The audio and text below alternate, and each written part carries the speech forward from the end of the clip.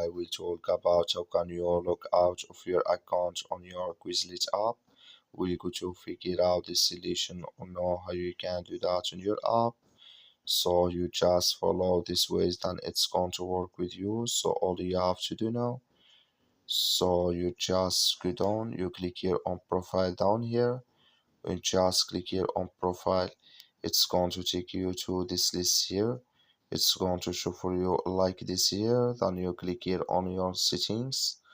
So then it's going to take you to next step here. It's going to show for you like this. So then all you have to do now, so you just go down here, you keep going down, then you click here on log out. When you just click here on log out here, so then it's going to take you out here of your account on your Quizlet app. So that's all you have to do. I wish now you I get it. That's all. Thank you for your watching. Don't forget to support us by liking, subscribe.